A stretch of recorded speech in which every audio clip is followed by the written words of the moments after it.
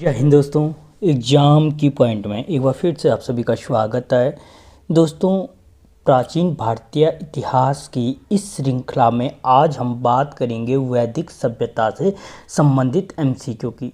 दोस्तों, पहला क्वेश्चन है आज का, पूर्व वैदिक काल का समय माना जाता है। दोस्तों, जो वैदिक सभ्यता है, वैदिक सभ्यता को पूर्व वैदिक काल और उत्तर वैदिक काल में बांटा गया है। तो जो पूर्व वैदिक काल का टाइम पीरियड है वो है 1500 से 1000 बीसी, यानी 1500 बीसी से 1000 बीसी के बीच के जो टाइम पीरियड है वो कहलाता है पूर्व वैदिक काल। अगला क्वेश्चन, उत्तर वैदिक काल का समय था। दोस्तों, जो उत्तर वैदिक काल का समय माना जाता है 1000 से 600 बीसी, यानी 1000 ईस्वी पूर्व से 600 ईस्वी पूर्व का जो समय माना जाता है वो उत्तर वैदिक काल माना जाता है।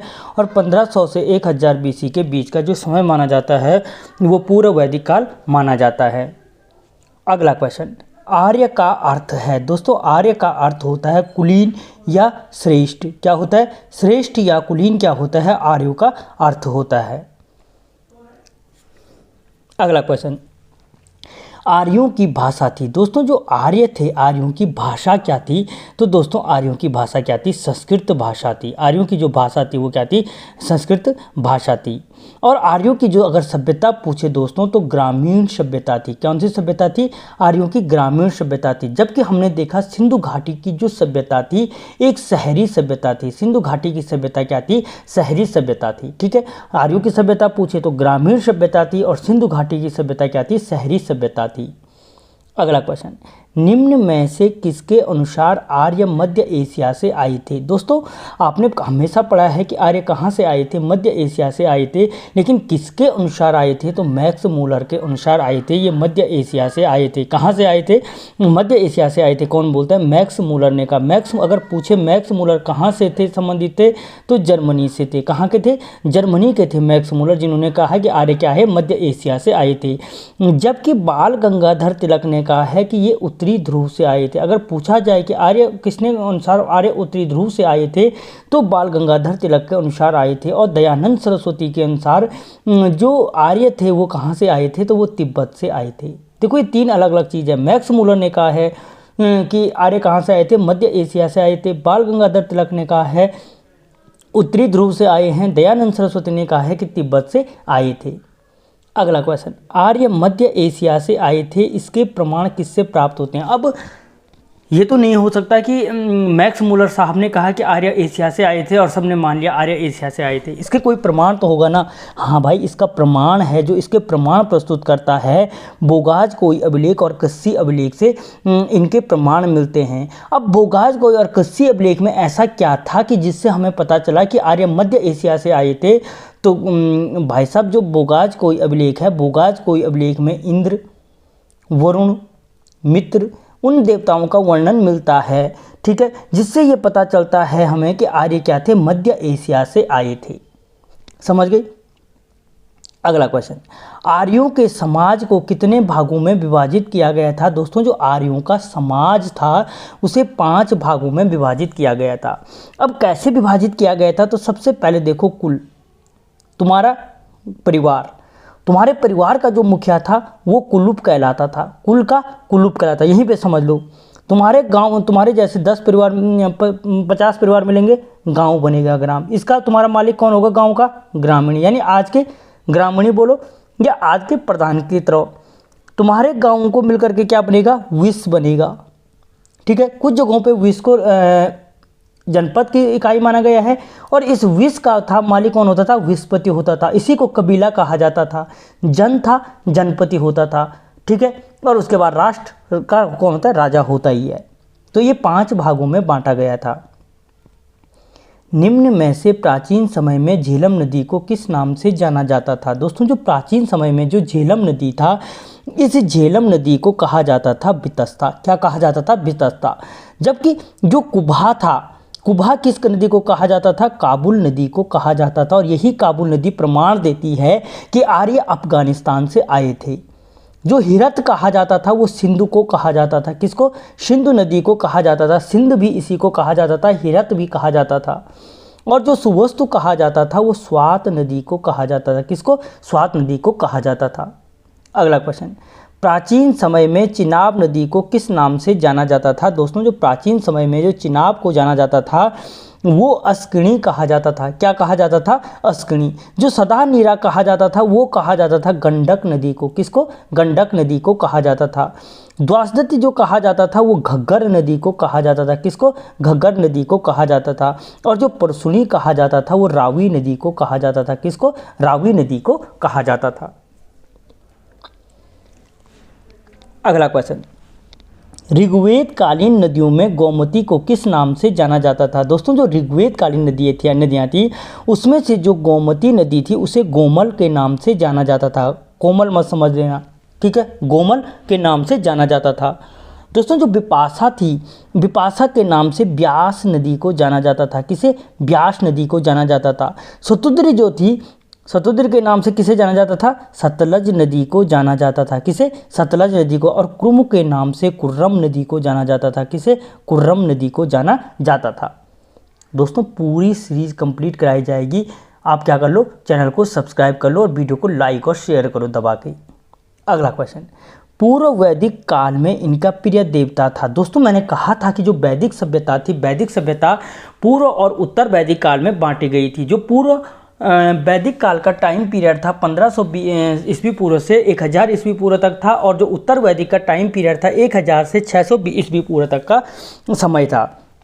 तो ये पूछ रहा है कि पूर्व वैदिक काल में इनका प्रिय क्या था, देवता कौन था? तो ये इंद्र के प्रति बहुत आकर्षित थे पूर्व वैदिक काल में, यानी 1500 से 1000 ईस्वी तक। और 1000 से जैसे ही 600 ईस्वी का टाइम पीरियड आया ये शिफ्ट हो गए किसकी तरफ? प्रजापति की तरफ। यानी इंद्र देवता से थोड़ा इनका मोह कम हो गया और प्रजापति देवता से इनका मोह बढ़ गया।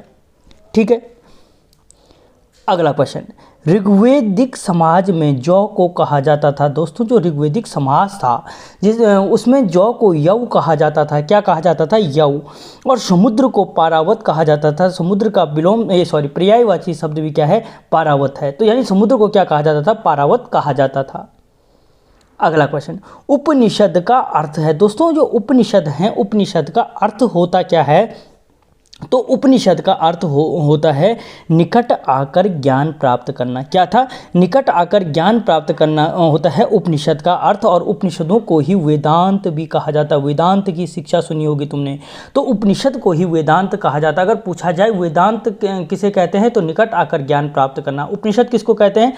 निकट आकर ज्ञान प्राप्त करने को ही उपनिषद या वेदांत कहते हैं। अगला क्वेश्चन, निम्न में से उपनिषद किस पर आधारित थे? तो दोस्तों जो उपनिषद आधारित थे वो दर्शन पर आधारित थे। किस पर आधारित थे? दर्शन पर आधारित थे। अगला क्वेश्चन, उपनिषदों की संख्या है। दोस्तों जो उपनिषद है, वेदांत हैं, इनकी संख्या कितनी है? तो 108 उपनिषद हैं। इन 108 को 3 भागों में डिवाइड कर दो। सबसे पहले जो 4 उपनिषद थे वो जो 4 उपनिषद थे दोस्तों वो गद्य में लिखे गए हैं। 2 उपनिषदों को क्या लिखा गया है? गद्य प्लस पद्य दोनों भागों में लिखा गया, दोनों तरीके से लिखा गया है। और 102 उपनिषदों को पद्य में लिखा गया है। समझ गए? 4 को गद्य में, 2 को गद्य पद्य और 102 को पद्य में लिखा गया है।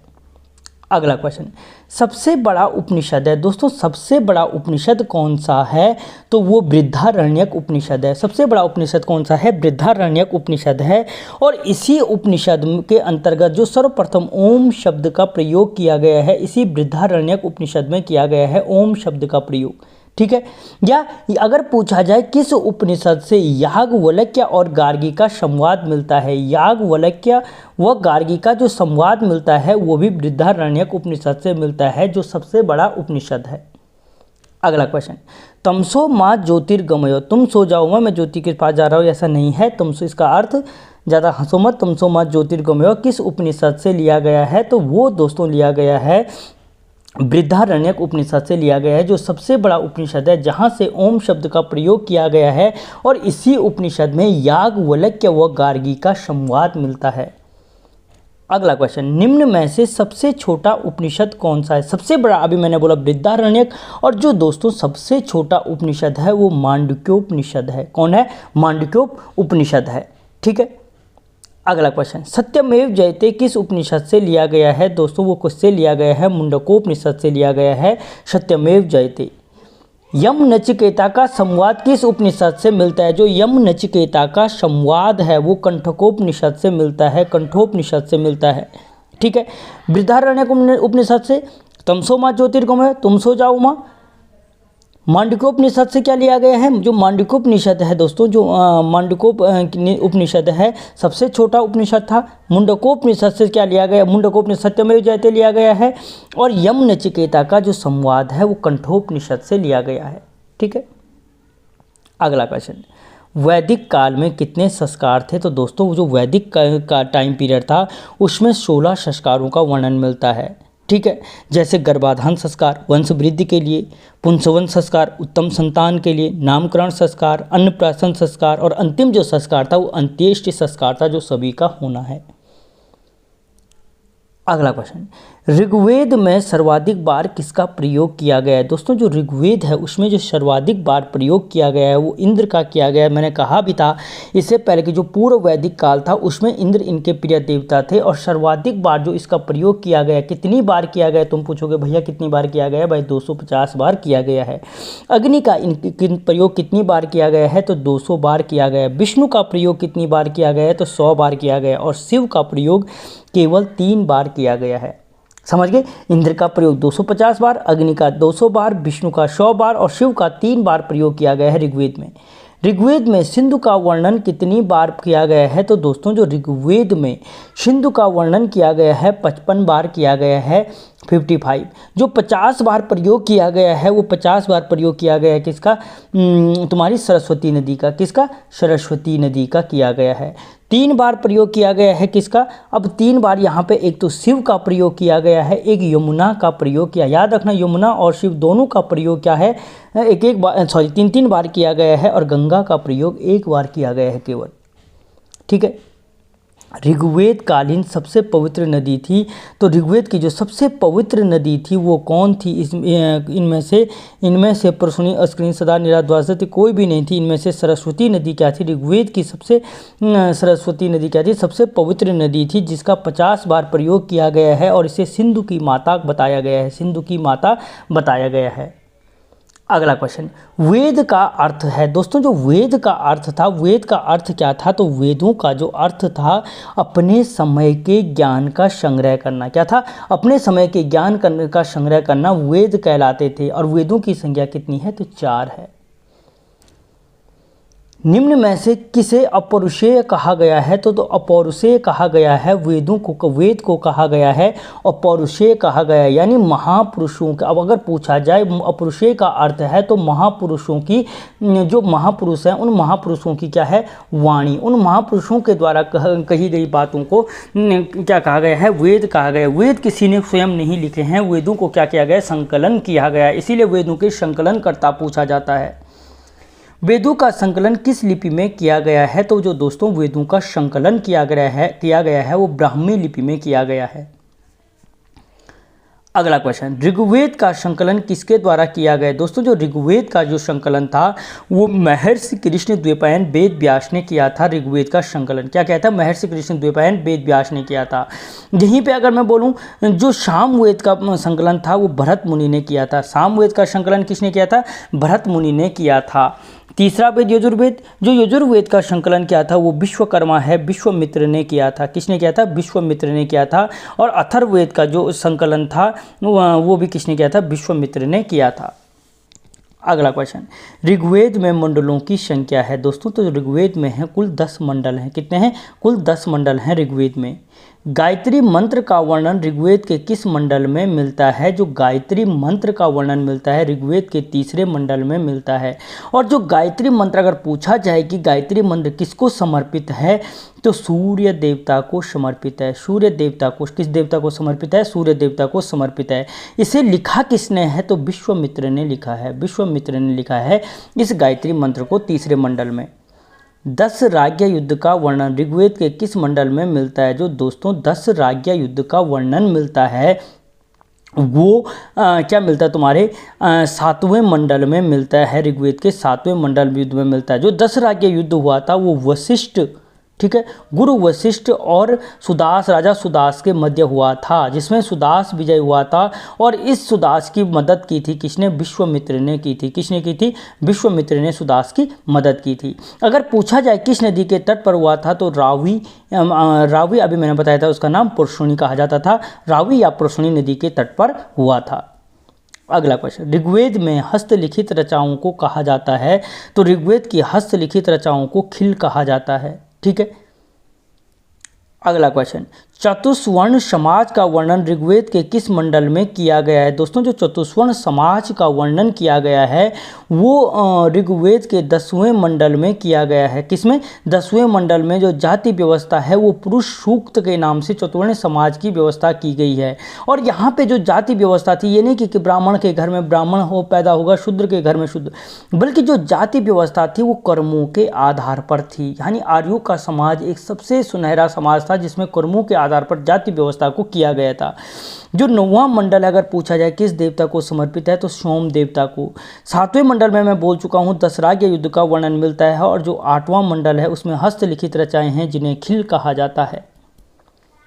अगला क्वेश्चन, ऋग्वेद का उपवेद है। दोस्तों, जो ऋग्वेद का उपवेद है वो आयुर्वेद है। कौन है? आयुर्वेद। लेकिन सुश्रुत के अनुसार ये अथर्ववेद का उपवेद है आयुर्वेद। किसके अनुसार? अगर पूछे सुश्रुत के अनुसार आयुर्वेद किसका उपवेद है, तो फिर अथर्ववेद का हो जाएगा। लेकिन ऋग्वेद का उपवेद कौन है? आयुर्वेद है। जो गंधर्व वेद है वो सामवेद का उपवेद है। किसका है? यहीं पे समझते जाओ, सामवेद का। धनुर्वेद है दोस्तों, जो धनुर्वेद है, धनुर्वेद किसका है? यजुर्वेद का उपवेद है। और जो शिल्पवेद है, शिल्पवेद अथर्ववेद का उपवेद है, अथर्ववेद का उपवेद। अगला क्वेश्चन, संगीत का जनक किस वेद को कहा जाता है? सामवेद को संगीत का जनक कहा जाता है। ठीक है। स्वरों का सर्वप्रथम प्रयोग किस वेद में हुआ था? तो स्वरों का जो सर्वप्रथम प्रयोग हुआ था सामवेद में हुआ था। सामवेद को पढ़ने वाला कहलाता है। दोस्तों, जो सामवेद को पढ़ने वाला कहलाता है उद्गाता कहलाता है, या उद्रात के नाम से भी जाना जाता है। ये होर्त गलत लिखा है। जो होर्त कहलाता है दोस्तों, वो कहलाता है ऋग्वेद को पढ़ने वाला। अथर्व कहलाता है, जो अथर्व कहलाता है वो अथर्व कहलाता है यजुर्वेद को पढ़ने वाला। और अथर्ववेद को पढ़ने वाला ब्रह्मा कहलाता है। किसको? अथर्ववेद को पढ़ने वाला ब्रह्मा कहलाता है। अगला क्वेश्चन, सामवेद का संकलन करता है। सामवेद का संकलन किसने किया? तो ऊपर ही बताया था मैंने, भरत मुनि ने किया था। और महर्षि कृष्ण द्वैपायन वेद व्यास ने ऋग्वेद का संकलन किया था। ऋग्वेद का संकलन किया था।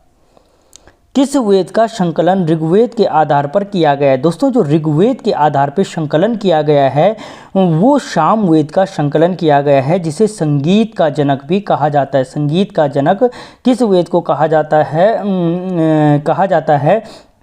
तो सामवेद को। और इसका जो संकलन किया गया है वो ऋग्वेद के आधार पर किया गया है।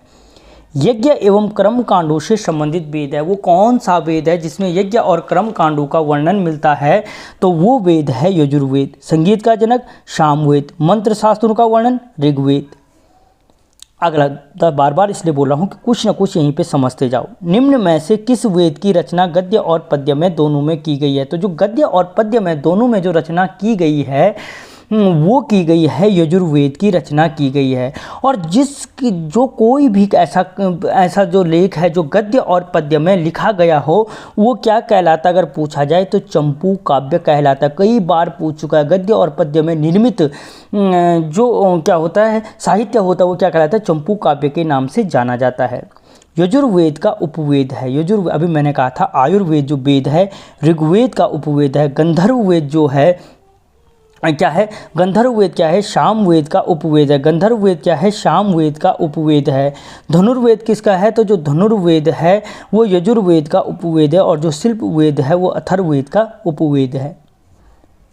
अगला क्वेश्चन, निम्न में से यजुर्वेद का संकलन किसने किया? जो दोस्तों, निम्न में से जो यजुर्वेद का संकलन किया वो विश्वामित्र ने किया। या अच्छा ये है विश्वामित्र ने किया। ऑप्शन डी, विश्वामित्र ने किया है इसका संकलन। देखो यजुर्वेद और अथर्ववेद दोनों का संकलन किसने किया है? यजुर्वेद और अथर्ववेद का जो दोनों का संकलन किया है वो संकलन किसने किया है? तो विश्वामित्र ने किया है। महर्षि कृष्ण द्वैपायन वेद व्यास ने क्या किया? ऋग्वेद का संकलन किया है। भरत ने क्या किया? सामवेद का संकलन किया है। सबसे नया वेद निम्न में से कौन सा है? तो अथर्ववेद सबसे नया है। संगीत का जनक सामवेद है। यजुर्वेद यज्ञ और कर्म कांडों पर आधारित है। ऋग्वेद में क्या है? देवताओं को समर्पित मंत्र हैं। किस वेद को अनार्यों की कीर्ति कहा जाता है? ये सारे के सारे आर्यों की, मैंने कहा आर्यों का अर्थ श्रेष्ठ था, कुलीन था, तो आर्यों की देन माना जाता है, लेकिन अनार्यों की कीर्ति जो माना जाता है वो अथर्ववेद को माना जाता है। ठीक है, अब क्यों माना जाता है कि निम्न में से किस वेद में कन्या जन्म पर निंदा की गई है? तो वो अथर्ववेद की गई। यहाँ पे आते आते क्या हो गया, जो जाति व्यवस्था थी वो वंशागत हो गई। राजा का बेटा राजा बनेगा, शूद्र का बेटा शूद्र बनेगा, कन्या ने घर में जन्म ले लिया तो वो बुरी बात हो गई। ये सारा इसीलिए इसे अनार्यों की कीर्ति माना जाता है अथर्ववेद को। अथर्ववेद को पढ़ने वाला कहलाता था होर्त, तो मैंने कहा था। ऋग्वेद को पढ़ने वाला उद्गाता या उद्गाता कहा जाता था। सामवेद को पढ़ने वाला अधर्व कहलाता था। यजुर्वेद को पढ़ने वाला अब्रह्मा कहलाता था। अथर्ववेद को पढ़ने वाला, तो इसका आंसर ये हो जाएगा डी। जादू टोना टोटका औषधियों का वर्णन किस वेद में मिलता है? जो जादू टोना टोटकों का वर्णन मिलता है वो अथर्ववेद में मिलता है। किसमें? अथर्ववेद में मिलता है। ब्राह्मण ग्रंथ का समय माना जाता है।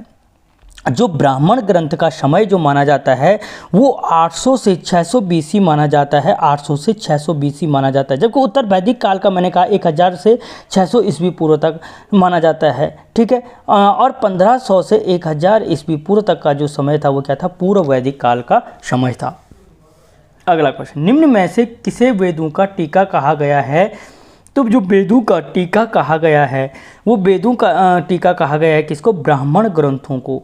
और ब्राह्मण ग्रंथों का निर्माण किया क्यों गया है? जिसकी समझ में वेद नहीं आए तो वेदों को सरल भाषा में जब रूपांतरण किया गया, वेदों का रूपांतरण सरल भाषा में जो वेदों का रूपांतरण है वही ब्राह्मण ग्रंथ कहलाता है। वो क्या कहलाते हैं? ब्राह्मण ग्रंथ कहलाते हैं। ऋग्वेद का ब्राह्मण ग्रंथ है दोस्तों। जो ऋग्वेद का जो क्या था? ऋग्वेद का ब्राह्मण ग्रंथ था है वो क्या है? ऐत्रेय ऋग्वेद का ब्राह्मण ग्रंथ है। ऐत्रेय क्या है? ऋग्वेद का ब्राह्मण ग्रंथ है। पंचविश क्या है? सामवेद का ब्राह्मण ग्रंथ है। ठीक है, तैत्रेय क्या है? यजुर्वेद का ब्राह्मण ग्रंथ है। और गोपद क्या है? अथर्ववेद का ब्राह्मण ग्रंथ है। अथर्ववेद का ब्राह्मण ग्रंथ है। ये सीरियल वाइज है। ऐत्रेय जो ब्राह्मण ग्रंथ है वो किसका बोला मैंने? ऋग्वेद का। पंचविश सामवेद का, तैत्रेय यजुर्वेद का, और गोपद अथर्ववेद का। वेदांगों की संख्या है। वेदांग कितने हैं? तो 6 वेदांगों की संख्या बताई गई है, जिनमें प्रथम शिक्षा, कल्प, निरुक्त, छंद, ज्योतिष और व्याकरण। ठीक है, ये बताए गए हैं।